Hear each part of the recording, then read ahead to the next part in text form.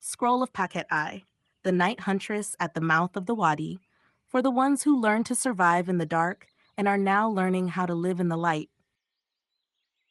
When the desert holds its breath and the cliffs turn black like cooled iron, there is a kind of silence that is not peace. It is watchfulness. In Middle Egypt, where the Nile runs close to the edge of dry stone, the old ones spoke of a lioness who did not rule the palace and did not beg for attention in the temples. She ruled the boundary, the exact place where safety ends and wild begins. Her name was Pakhet, a lioness goddess whose name is often explained as she who scratches, and she was known as a warlike huntress who moved like a thought you should not ignore. They said she lived at the mouth of the wadi, where storm water can turn gentle land into a sudden flood, where night predators and hidden dangers make the air feel intelligent.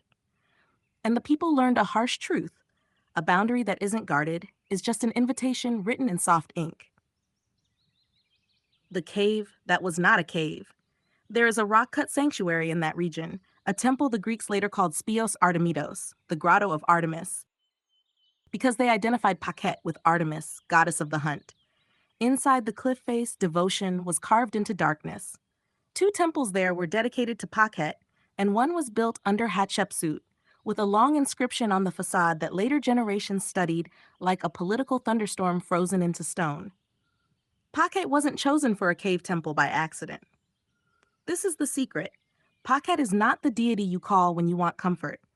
Pakhet is the deity you call when you want clarity. Because caves don't flatter you.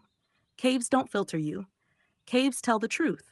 And the truth is, you cannot build a safe life with unguarded doors.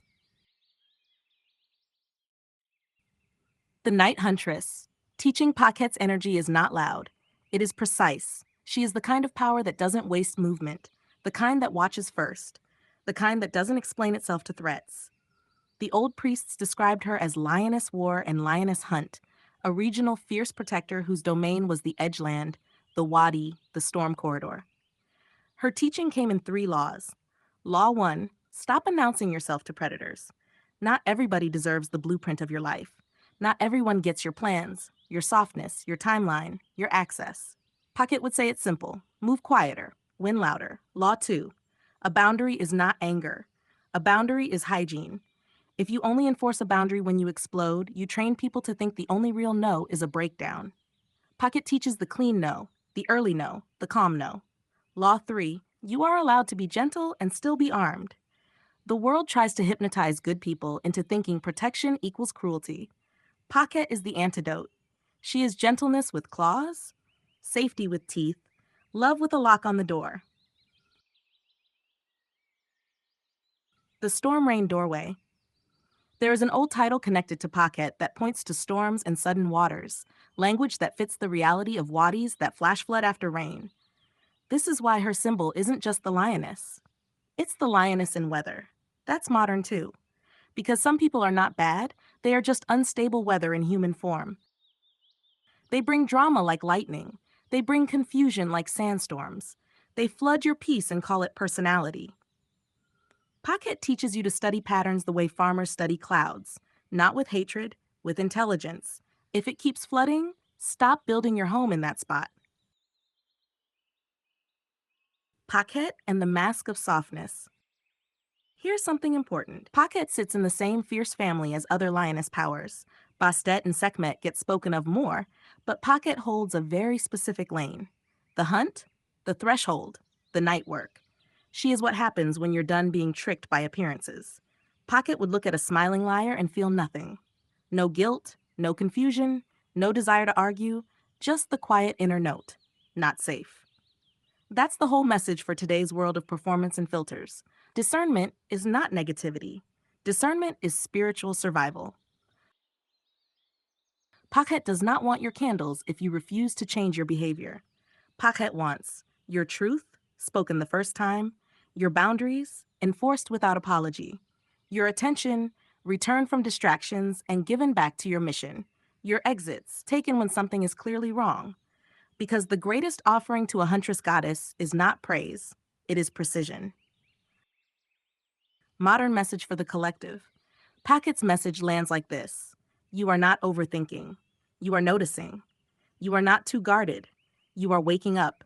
You are not mean for protecting your peace. You are finally acting like your peace is sacred.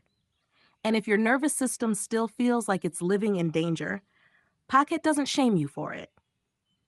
She teaches the next step: turn survival skills into leadership skills, turn hypervigilance into discernment, turn fear into strategy, turn pain into a plan. Because the Night Huntress does not live in panic, she lives in readiness. A simple Pakhet practice. Tonight, do this in 2 minutes. 1. Sit still and name one place you've been ignoring your own no. 2. Speak a clean boundary out loud, even if no one is there to hear it. 3. Decide one action that proves you meant it. That's Pakhet work. Quiet, real, effective. Receipts: Spios Artemidos overview and dedication to Pakhet, Greek identification with Artemis, Hatshepsut temple and facade inscription, standard site summaries. Pakhet name meaning commonly given as she who scratches, Lioness goddess of war hunt, regional Middle Egyptian worship context, general reference summaries.